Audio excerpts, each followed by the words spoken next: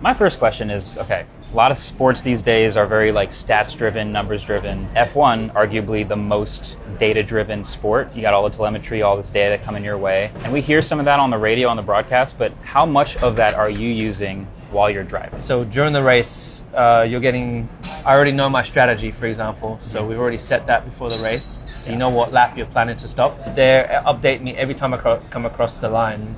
They're giving me lap time information, gap information, fuel usage information. This is where you're losing 2/10. This is where you need to gain. Yeah. So when you get that information live, are you making adjustments based on the data you're getting? As if, I was thinking I was going to drive a little bit differently this way, but I'm losing 2/10 on this corner. I'm going to change something. Basically, you're trying to be as consistent as possible. So you're trying to hit the same spot every single time. If you didn't have them giving you information, I would constantly be seeking and searching for more time. So the goal is just you're trying to beat your lap every single time. When you're in the race, you have $100 in your tires that you have to spend between the start of the race to the first stop. It's a good analogy. How do you want to spend it? Sometimes you undershoot it and don't realize you're underspending. Yeah.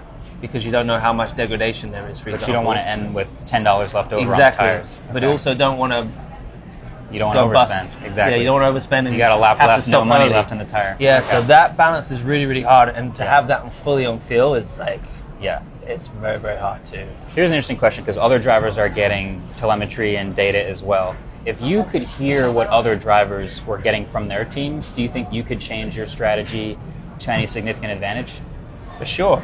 Like, for example, there was a time where I was behind somebody and chasing for the win. Yeah. And I'll say, I'm running out of tires, you got to stop me now. The other team would hear me and they would relay it to the driver, and the driver would say, well, box me now. And then sometimes you're lucky enough that you convince them to stop too early. Okay. And then you just go along. Oh, you give some fake information. Yeah, sometimes. So you're dummying as well. So wow. Because they can see stuff on the broadcast, but there's probably a lot you're saying. Is there a lot you're saying to your team that we don't get on the broadcast? Not for me, but potentially. I'm sure there is a chunk. I don't know what the percentage is, but yeah. A tech question for you.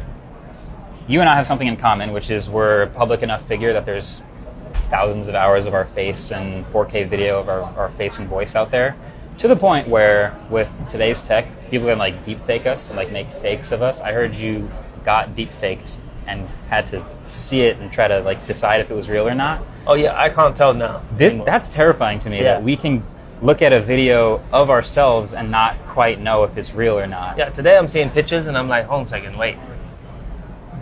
Did that happen?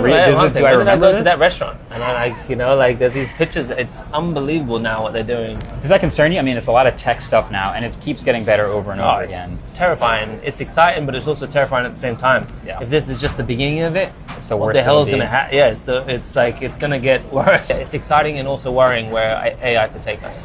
That's why it's important to have trusted partners like Bitdefender, trusted to keep everything secure and protected for the future.